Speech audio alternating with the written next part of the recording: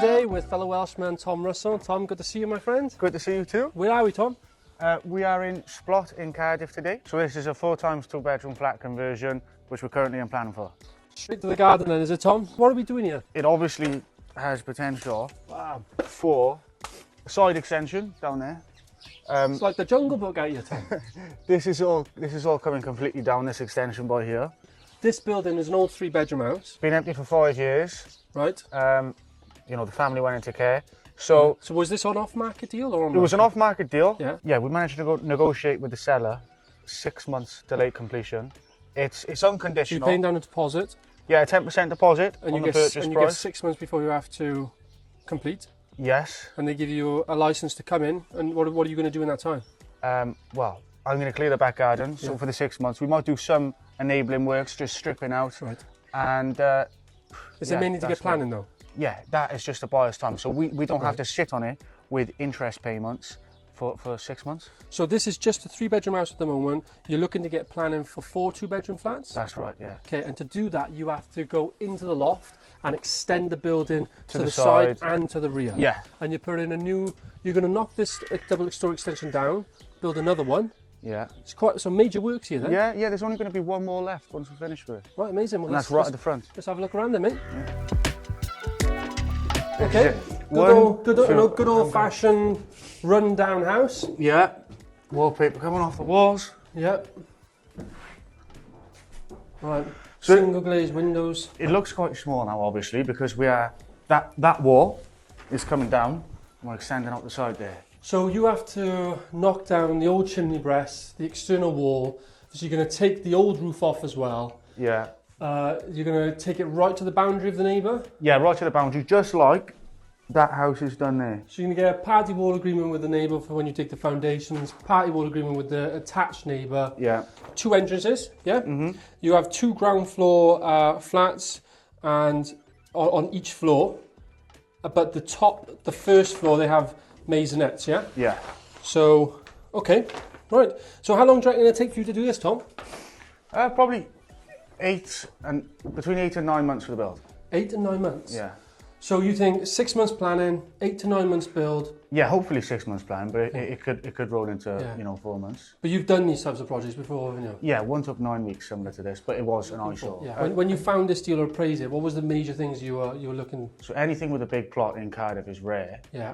I mean, this is really close to the centre. Yeah, This is minutes walk away. Yeah, city centre is important, and you've got to make sure that you can get room for bike storage, which isn't much room.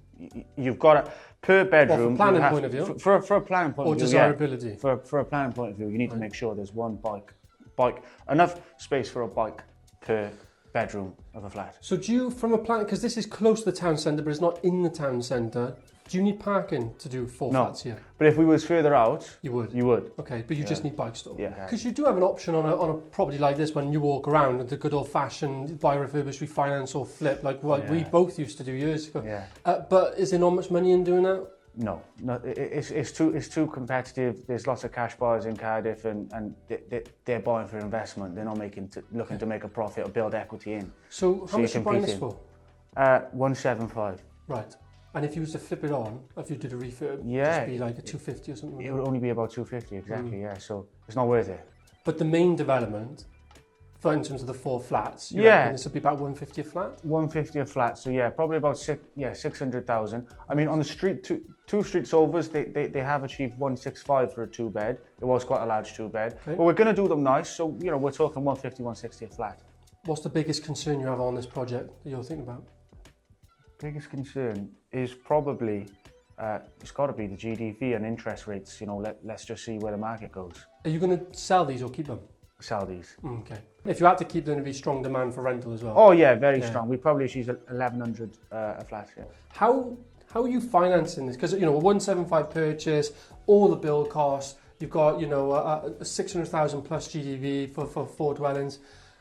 How are you financing it? So we're working with investors, is the short answer.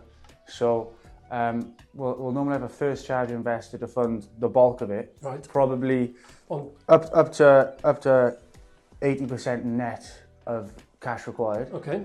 And we'll just put the deposit in ourselves. So you're putting 20% in? Yeah. So okay. or we could get that unsecured from a lender who's willing to work off loan agreement. How do you work with investors? Where did you find them? How, it's easier said than done. Have you got what's the major things that people need to be aware of? So you need to network. Right. I think you need a track record, and if you haven't got experience, then I'd say partner with someone who does. Okay. So it's all about building relationships with people. Because you were on the networking scene really young, weren't you? Yeah, exactly. You got involved in networking when you were still a whippersnapper. And I think you've got. Where's your parents, Tom? No, I remember. Yeah, we were both. But it's not just that. I think you've got to approach people directly. Yeah. I think networking is good, but you've got to make sure you're in the right room, which is hard, and you might have to expand outside of your city because there's only so many investors in that area. Yeah, I remember the London, Manchester, Birmingham meetings all the time. That's it. You're putting things out on Facebook as well. I remember raising investment from a Facebook page, £80,000 from a post. You just need a bit of thick skin for that. Yeah. So that's that. Okay, and then the deals. How did you go and find the deals? And how did you build up these relationships with agents, etc., to get opportunities like this? Yeah. So a lot of stuff has been off market, and the relationship building. I'd say I'm only just doing it now because when I first started out and we were investing in the valleys, it was more of a scattergun approach, and I didn't have enough time to make those relationships with agents. But now we're focusing on Cardiff, starting to do that, which is good, and we're having off-market opportunities sent to us, and I think it takes time. Yeah. But the relationships will, bring you deals.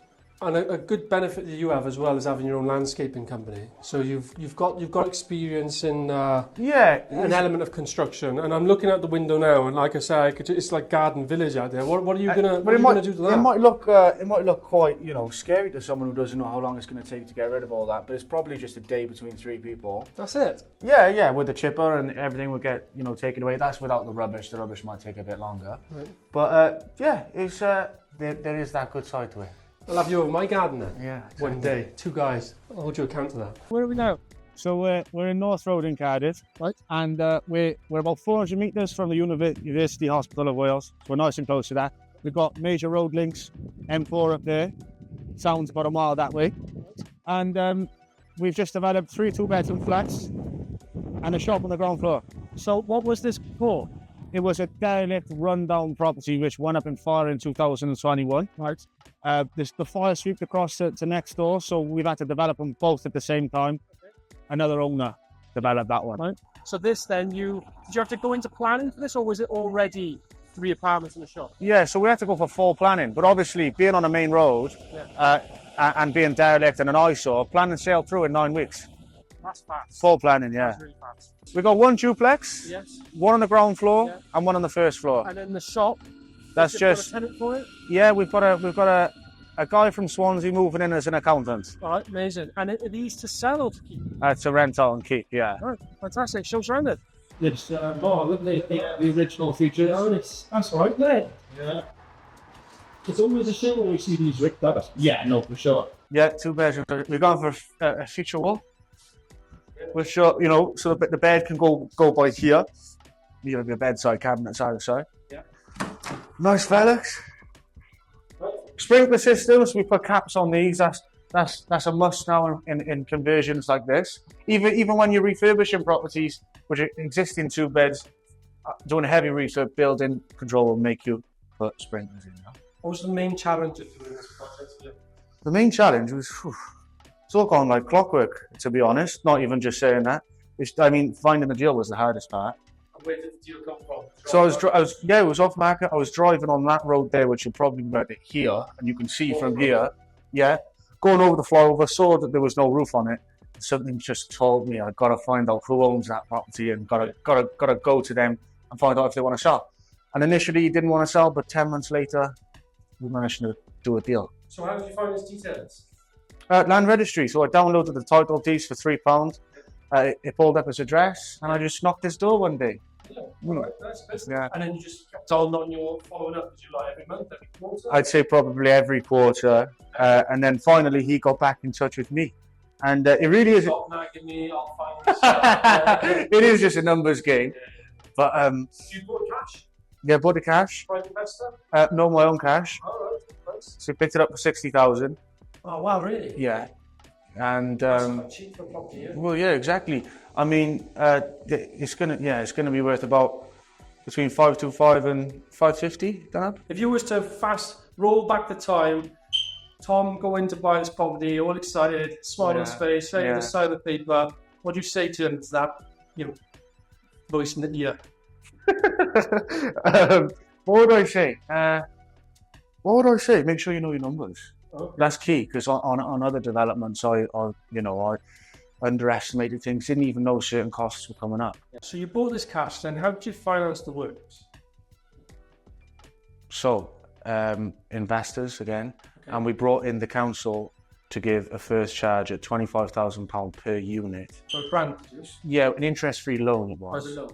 Yeah, so we got 75,000 from the council, and a number of investors for the rest of it. So Tom, this kitchen looks nice, high end. Now, how much is a kitchen like this going to set you back? So we're looking at about £2,500 without the sink or the taps. So in Howdens. Yeah. So we had to source these. Where did I source these? You got the £2,000 for that? No, but obviously in Howdens you would have paid that extra, that premium.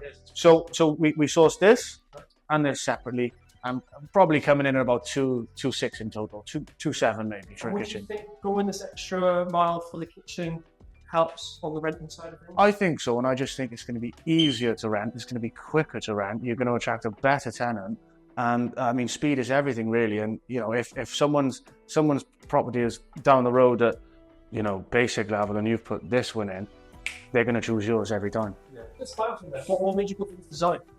Well, I think because it's definitely not the safe, standard grey tiles. Yeah, I mean, I think that's dying out. I think grey and white is dying out. Come on, it's been around for about 5 years.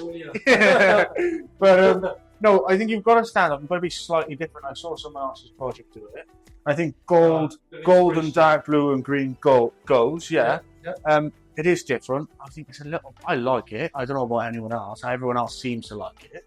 So I think it goes, and we've done the herringbone style there. So we're not, we're mix and matching. Something different. A bit, right?